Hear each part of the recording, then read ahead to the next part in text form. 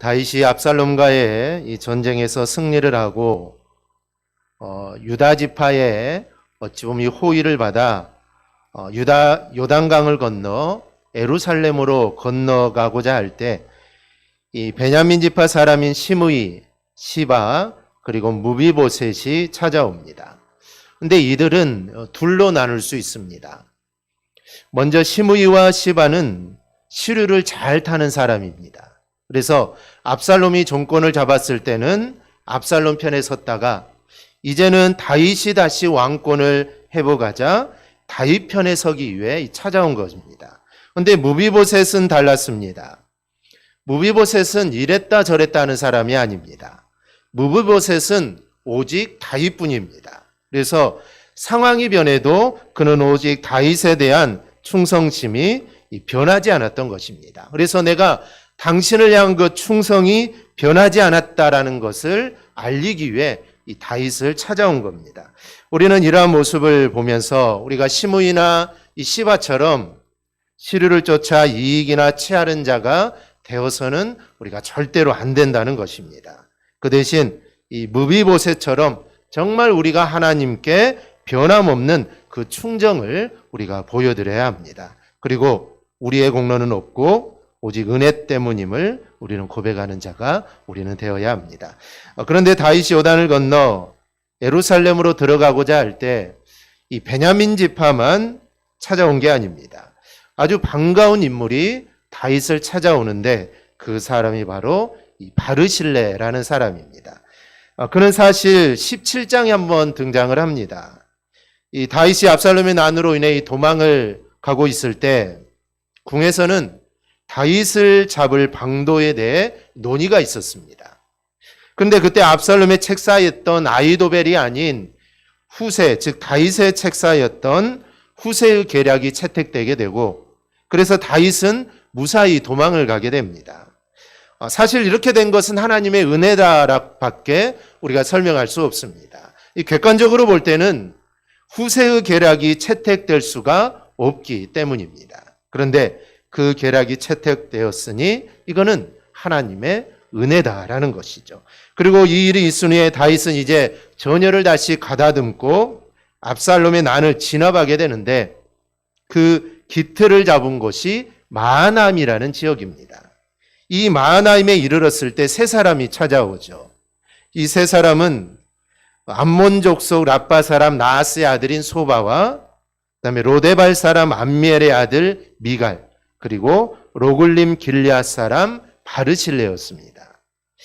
이들은 모두 이스라엘 사람이 아닙니다. 이들 모두 다 이방 사람이죠. 지금 다윗이 어려움을 처하고 있는데 그들을 도우러 온 사람이 같은 민족이었던 이스라엘 사람이 아니라 이방 민족이었다는 겁니다.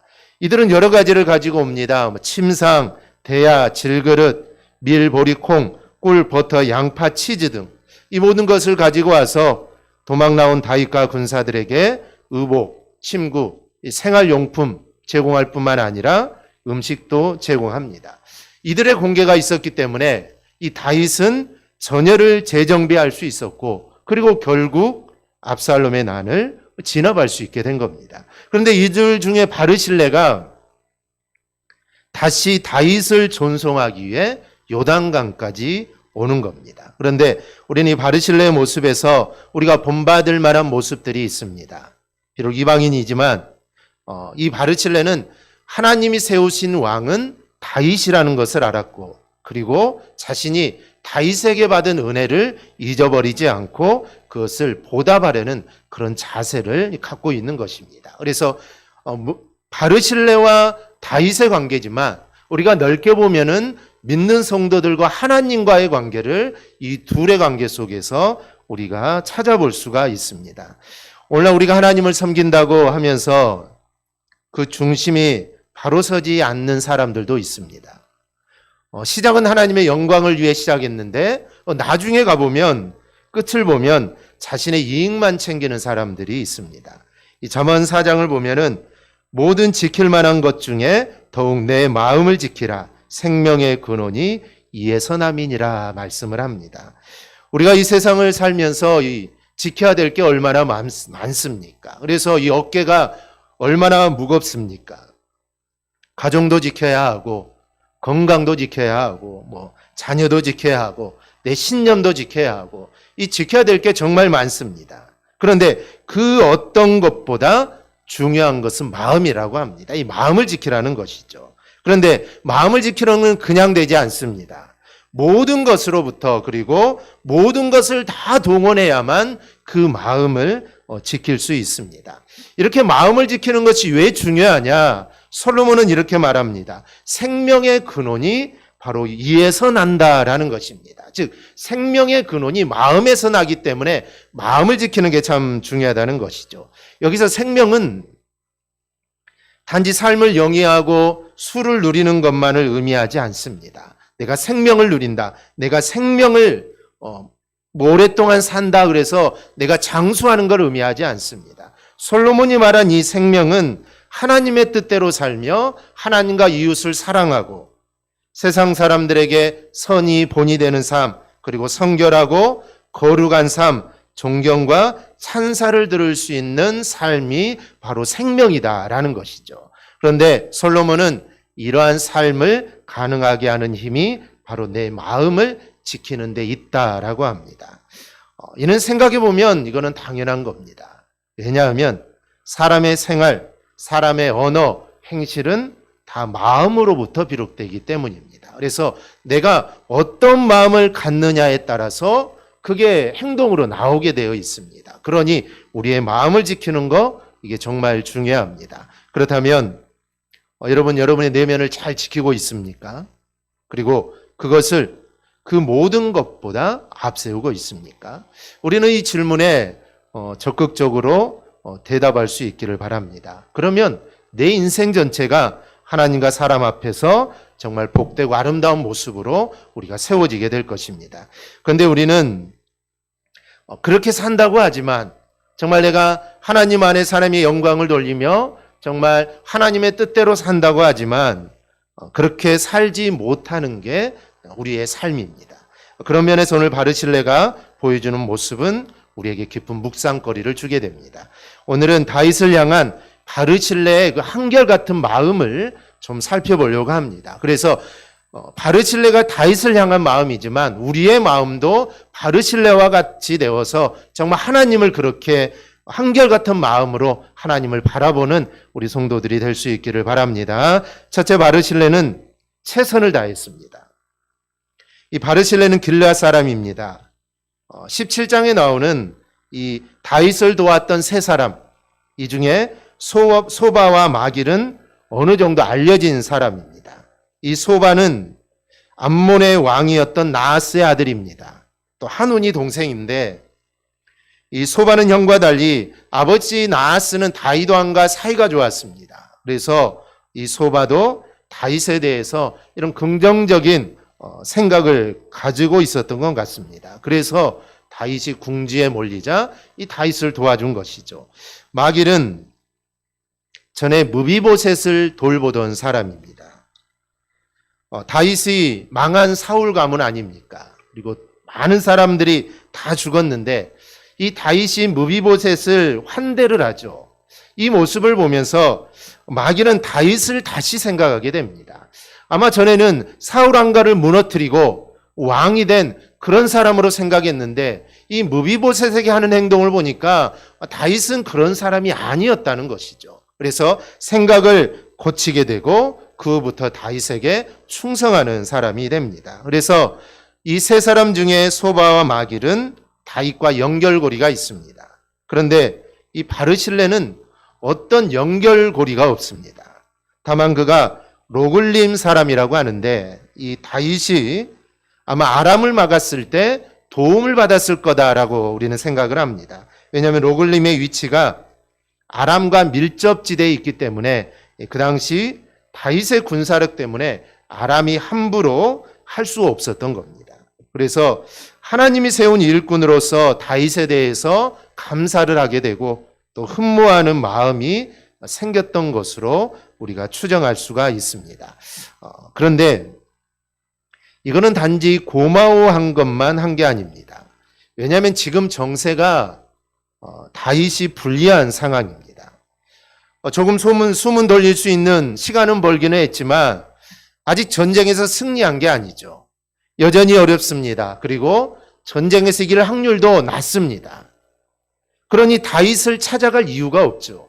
그리고 좀 더 기회를 보는 게 맞습니다. 기회를 보고 있다가 다윗이 이길 것 같으면 그때 다윗을 찾아가도 되고, 만약에 압살롬이 이길 것 같다 그러면 압살롬 쪽으로 가도 됩니다. 그런데 바르실레는 그렇지 않았습니다.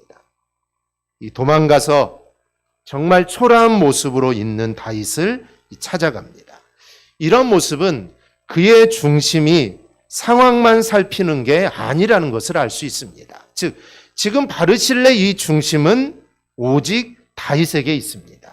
즉 다윗이 베풀었던 은혜, 어찌 보면 자신에게 베푼 은혜는 아니죠. 자신의 그 마을 아니면 자신의 족속에게 베풀었던 것인데 그것을 은혜로 생각하고 그것을 마음 깊이 간직하고 있었던 것입니다. 그래서 정말 초라하고 왕이라고 할 수 없는 그런 모습을 하고 있지만 그가 가진 재물을 갖고 공개하기를 즐거워했던 것입니다.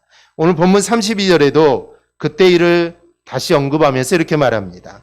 그는 큰 부자이므로 왕이 마하나임에 머물 때에 그가 왕을 공개하였더라. 여기서 공개하다라는 이 말은 단순히 먹을 것만 줬다는 게 아닙니다. 먹을 것만 충분히 줄 수 있겠죠. 그런데 이 공개하다는 말은 삶에 필요한 일체의 것을 제공하고 이것을 한 번으로 끝나는 것이 아니라 지속적으로 제공했음을 보여줍니다. 바로 이런 의미는 그가 체면치레로 다윗을 공개한 게 아니라는 것이죠. 그래서 이 바르실레는 그가 할 수 있는 힘을 다해서 다윗을 도왔다라는 것을 우리가 알 수가 있습니다. 이렇게 그는 한 번 마음을 정한 후에는 그 마음이 흔들리지 않고 최선을 다해서 그리고 마음을 다해 자신이 할 수 있는 일을 했던 것입니다. 그가 마음을 다하는 것은 이 다윗을 작별하기와 요단을 찾은 데서도 나타납니다. 32절을 보면 바르실레는 매우 늙어 나이가 80세라. 왜 바르실레의 나이를 밝히고 있을까요? 나이를 밝히는 것은 굳이 바르실레가 오지 않아도 됐는데 왔다라는 것입니다. 이제 나이도 많이 먹어서 매우 늙어서 이 거동한 것도 힘든데 그럼에도 불구하고 지금 바르실레가 여기에 왔다는 것은 그의 마음을 지금 표현하는 것입니다. 그는 단순히 자신이 가진 물질로만 다윗을 섬긴 게 아닙니다. 물질로 평생 동안 다윗을 공개한 것은 당연하고 자신의 몸으로 친히 다윗에 대한 이 충정을 다 보였던 것입니다. 이렇게 자신이 할 수 있는 최선을 다해서 그의 중심을 바르실레는 보여줍니다. 우리가 하나님께 헌신한다는 말을 자주 합니다. 이때 부끄러움 없이 헌신한다고 이야기하지만 적어도 내 마음 중심 자체가 하나님께 향하고 있는가를 우리는 늘 생각해 봐야 합니다. 그래서 정말 내가 최선을 다하는 그런 모습이 있어야 합니다. 이 말만 하나님을 섬긴다는 것 또는 내가 물질로만 하나님을 섬긴다고 하는 것은 이거는 진정성이 높지 않습니다. 정말 그 마음이 하나님께 있다면 물질뿐만 아니라 자신의 삶 그리고 내 자신 자체도 하나님께 향할 수밖에 없는 것입니다. 왜냐하면 마음이 있는 곳에 우리의 몸이 가기 때문에 내 마음이 온전히 중심이 하나님께 있다면 정말 나도 모르는 사이에 내 몸, 내 가진 것들이 하나님께로 향할 수밖에 없다는 것입니다. 우리는 우리의 중심이 이렇게 하나님을 향하고 있는지 우리는 늘 돌아봐야 합니다. 정말 중심으로 최선을 다해 하나님을 향해 있어야 합니다. 그래야 그러한 모습을 보고 하나님은 기뻐하십니다. 우리의 육신적인 모습뿐만 아니라 하나님 우리의 마음의 중심을 보시기 때문에 내 마음의 중심이 누구를 향하고 있는가?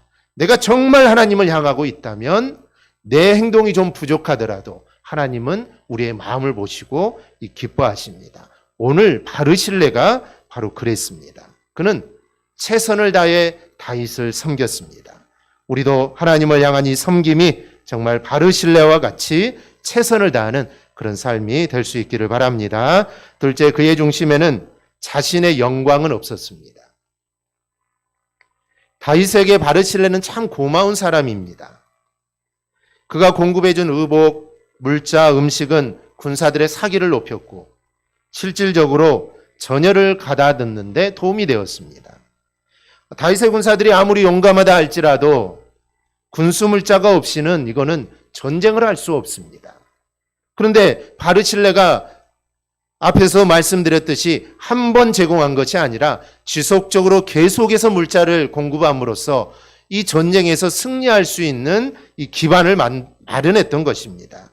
만약에 바르실레의 도움이 없었다면 다윗은 다시 사울에게 쫓기듯이 아마 광야로 나가서 또다시 도망자의 삶을 아마 살아야 했을 겁니다. 그러니 다윗의 입장에서 보면 이 바르실레는 무척 고마운 인물입니다. 그래서 다윗은 33절에서 이렇게 말하죠. 너는 나와 함께 건너가자. 예루살렘에서 내가 너를 공개하리라. 함께 요단을 건너가자는 것이죠. 함께 건너가자는 것은 예루살렘에 가서 내가 너를 대접하겠다는 것입니다. 전에는 내가 대접을 받았지만 이제 내가 왕이니 내가 정말 너를 국빈으로 모셔서 내가 너를 최고로 내가 대접하겠다라는 것입니다. 만약 여러분들에게 이런 기회가 주어진다면 어떻게 하겠습니까? 특별한 대우를 거절할 필요는 없을 것입니다. 자신이 그렇게 했기에 이런 기회가 제공됐기 때문에 이런 결과를 맞이하는 것이기 때문에 바르실레 충분히 받아들일 수 있습니다. 이 사람들은 기본적으로 자신의 이익을 추구하는 경향이 있습니다. 자신에게 이익이 될 일들이 있으면 놓치지 않죠. 그리고 사람은 자기 이익을 추구하기 위해서는 자신의 작은 것도 크게 부풀리는 일도 서슴없이 합니다. 그렇다면 바르실레는 어땠을까요? 다윗이 나와 함께 궁으로 가자라고 했을 때 34절에서 이렇게 말합니다. 내 생명의 날이 얼마나 있사옵기에 어찌 왕과 함께 예루살렘으로 올라가리이까. 그는 자신의 생명이 얼마 남지 않았기 때문에 예루살렘으로 올라가는 것이 가능하지 않다라고 대답을 합니다. 또 35절에서 이렇게 말합니다. 내 나이가 이제 80세라 어떻게 좋고 흉한 것을 분간할 수 있사오며 음식의 맛을 알 수 있사오리까. 이 종이 어떻게 다시 노래하는 남자나 여인의 소리를 알아들을 수 있사오리까. 어찌하여 종이 내 주와 함께 아직도 누를 끼치리까. 이제 80세가 되었으니 왕이 진수성찬으로 먹여준다고 해도 나는 그 맛을 알 수 없다라는 것입니다. 오히려 내가 예루살렘으로 가면 내가 나이도 많으니 나를 돌봐주어야 하니 다윗 왕에게 누를 끼칠까 염려된다라는 것입니다. 그리고 자신이 그 요단까지 온 것은 단지 왕이 예루살렘으로 돌아가시는 길을 배웅하기 위하여 함께 요단을 건너려고 온 것뿐이다라고 합니다. 그리고 37절에는 그리고 거절의 표시로 자신은 이제 조상의 묘실에 장사될 것을 바라고 있다라고 합니다. 즉 자신은 이제 죽음을 앞에 놓고 있다라는 것이죠. 이 바르실레 이야기가 거짓은 아닙니다. 이미 나이가 많아서 예루살렘에 가는 것도 힘들고 왕의 식탁에 앉아서 음식 맛을 즐기는 것도 아니고 이제 자신은 죽음을 준비할 나이가 되었습니다.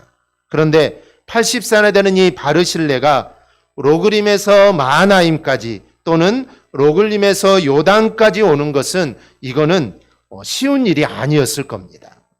앞서 제시한 이유들을 생각한다면 이런 여정도 바르실레에게는 참으로 위험한 일입니다. 이제 나이가 먹어서 곧 내가 죽을 날이 가까운데 그런데도 바르실레는 그렇게 했다라는 것입니다. 그렇다는 것은 예루살렘으로 가는 것은 이거는 문제가 안 되는 것입니다. 더 험한 길도 왔는데 그 요단강을 건너서 예루살렘에 가는 거 이거는 충분히 할 수도 있는 일입니다. 그럼 바르실레가 왜 이렇게 대답을 했을까요? 바르실레의 마음의 중심에는 다윗을 섬기는 마음으로 왔지 자신은 그에 대한 보응을 받으려고 온 것이 아니기 때문입니다.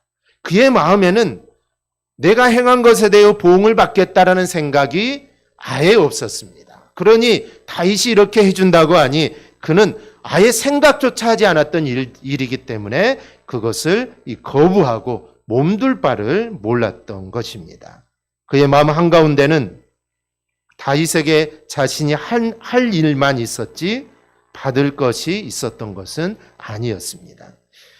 여러분, 어떤 영광을 바라고 하나님을 섬기십니까? 예수님의 제자들은 예수님이 하나님의 나라가 이루어질 때 누가 좌우편에 앉을까? 그들은 그것을 놓고 서로 다투고 있었습니다. 즉 그들은 주님의 제자가 된 후에 나중에 받을 영광을 생각하며 그들은 주님의 제자가 그 자리에 있었던 것입니다. 그런데 바르실레는 달랐습니다. 그의 계산에는 자신이 받을 영광은 아예 없었다는 것이죠. 여러분, 우리가 하나님을 섬긴다고 하면서 정작 우리 마음 중심에 우리 자신이 자리 잡고 있지 않습니까? 그렇다면 그것은 섬김이 아닙니다. 그것은 거래일 뿐입니다. 만약 거래라면 하나님께 받은 은혜에 대해서 마땅한 값을 우리는 치러야 합니다. 그런데 우리는 그 값을 치를 수가 없습니다. 그래서 예수 그리스도께서 십자가를 지신 것입니다. 우리가 값을 치를 수 있다면 하나님께서 우리에게 하라고 했겠죠. 그런데 우리 인간은 안 된다는 것입니다. 그래서 예수님이 오신 겁니다. 그러니 사실상 거래 자체가 이거는 불가능합니다. 하나님이 우리에게 주신 것은 값을 계산할 수 없는 은혜이기 때문입니다. 그럼에도 불구하고 우리는 우리의 어설픈 섬김에 대해서 하나님이 내가 하나님을 섬기고 내가 봉사하면 야 하나님이 나에게 무언가는 주겠지. 아니 무언가는 하나님 꼭 주셔야 돼. 이런 생각을 우리가 가지고 살아가서는 안 된다라는 것입니다. 그러면 그것은 절대로 섬김이 아닙니다. 그리고 그러한 것이 주어지지 않으면 실망하고 또 시험에 듭니다. 그런데 우리의 섬김이 이래서는 절대로 안 됩니다. 이 바르실레가 아무것도 바라지 않았던 것처럼 우리의 중심에도 오직 받은 은혜에 감사하여 우리가 정말 작은 것을 내가 하나님께 돌릴 뿐이다라는 그런 마음을 우리는 가져야 합니다. 즉 내가 해서 받아야 되는 것이 아니라 이미 하나님께 받은 것을 내가 하나님께 돌려드린다라는 생각을 우리는 해야 합니다. 그래야 이게 시험에 들지 않는 것입니다. 그리고 이것은 당연한 것입니다. 왜냐하면 우리는 하나님께로부터 이미 많은 것을 받았기 때문입니다. 그러므로 우리도 바르실레처럼 하나님께 받은 은혜만 생각하고 또 섬기고 봉사하는 삶을 꼭 살아가기를 바랍니다. 셋째로 그의 중심에는 새로운 시대를 바라보는 시선이 담겨져 있습니다. 바르실레는 다윗이 황궁을 기뻐하기 위하여 자신은 요단을 건너는 다윗과 함께하는 것으로 나는 만족하겠다라고 합니다. 그러면서 바르실레는 이렇게 말하죠. 37절 중반부터 보면 그러나 왕의 종 기맘이 여기 있사오니 청하건대 그가 내 주 왕과 함께 건너가게 하시옵고 왕의 처분대로 그에게 베푸소서. 이 기맘은 바르실레 아들입니다. 자신의 아들이죠. 자신은 단지 자신이 할 일을 했을 뿐이니 굳이 왕이 예루살렘으로 데려가시려면 나를 데려가지 말고 내 아들을 데려가려는 것입니다. 그러면서 그를 왕의 종 기맘이다라고 이렇게 말을 합니다. 물론 이것도 1차적으로는 아들은 아비를 대신할 수 있는 자니까 자신 대신 자신을 대신하는 아들을 높여달라는 말이 될 수도 있습니다. 하지만 전체적인 뉘앙스로 볼 때 그렇지가 않습니다. 즉 자신 영광 받을 자리에 가는 것보다는 이제 젊은 기맘이 왕의 가까이에 있어 왕을 섬기게 달라는 것입니다. 나는 늙었으니 내가 왕을 얼마나 이제 섬기겠습니까? 오히려 내가 왕한테 돌봄을 받아야 할 나이인데 이 어린 나의 아들은 젊으니까 아들을 데리고 가서 이 아들이 왕을 정말 잘 섬길 수 있도록 데려가 달라라는 것입니다. 그러니까 기맘에게 기회를 주어 기맘이 다윗의 영향 아래에서 더 성장하기를 바랬던 것입니다. 바르실레는 이제 생명이 곧 끝날 자신이 아니라 앞날이 창창한 아들이 다윗 그늘에서 은혜를 받는 모습 그리고 다윗의 일꾼이 되는 모습을 바랬던 것입니다. 말 그대로 후세 세대가 설 수 있는 자리를 바라보는 것입니다. 우리가 하나님 앞에서 얼마나 욕심이 많습니까? 그래서 우리는 하나님께로부터 모든 걸 다 받으려고 합니다. 다른 사람을 맡고서라도 내가 받으려고 합니다. 그러나 우리의 시선은 내 자신에게 머물러 있어서는 절대로 안 됩니다. 우리의 시선은 늘 다음 세대에 우리의 시선이 고정되어 있어야 합니다. 그런데 현재에만 관심을 갖느라고 만약에 젊은 세대를 교회에 머무르지 못하게 했다면 그 교회는 이제 곧 문을 닫아야 합니다. 교회의 관심은 미래 세대에 있어야 합니다. 그래서 그들을 키워내고 그들에게 기회를 주고 그들이 더욱 성장할 수 있도록 해주어야 합니다. 우리의 기도 속에 우리 자신만 있어서는 안 됩니다. 우리의 자녀들, 그리고 젊은이들, 그리고 청소년들에 대한 기도가 항상 들어가 있어야 합니다. 그래서 하나님의 은혜의 역사가 정말 자연스럽게 우리의 자녀들에게 또 미래 세대에게 넘어갈 수 있도록 해야 합니다. 그래야 교회가 희망이 있고 또 세상에 희망이 있는 것입니다. 우리 사랑하는 여러분, 이 바르실레는 우리의 마음에 무엇이 있어야 하는지를 잘 보여줍니다. 우리는 최선을 다해 그 마음을 다해서 하나님을 섬기는 자가 되어야 합니다. 우리는 그렇게 하나님을 섬기면서도 우리 자신이 영광받을 것에 대해서는 무조건 내려놓아야 합니다. 그리고 우리는 미래 세대가 하나님 앞에서 은혜 받고 새로운 믿음의 세대로 서도록 길을 터주는 역할을 우리는 해야 합니다. 이 바르실레는 이런 마음이 있었던 것입니다. 오늘 말씀을 듣는 우리에게도 이런 바르실레와 같은 그런 마음이 있기를 바랍니다. 그래야 해서 오늘 바르실레의 이 마음을 다윗이 얼마나 기뻐했겠습니까? 전에도 자신을 도와줬는데 이제도 자신을 마중 나오고 자신이 다윗에게 짐이 될까봐 아들을 보내서 아들로 하여금 다윗을 잘 섬기도록 했으니 이 다윗이 얼마나 마음이 기뻤습니까? 그래서 오늘 바르실레처럼 우리도 오늘 바르실레와 같이 하나님을 향한 마음이 정말 바르서 하나님이 우리의 모습을 보고 정말 기뻐할 수 있는 그런 모습들이 꼭 될 수 있기를 바랍니다. 그래서 꼭 바르실레와 같이 오늘 우리가 함께 본 이 바르실레와 같은 그런 모습들이 우리에게도 있기를 주님의 이름으로 축원합니다. 아멘. 기도하겠습니다.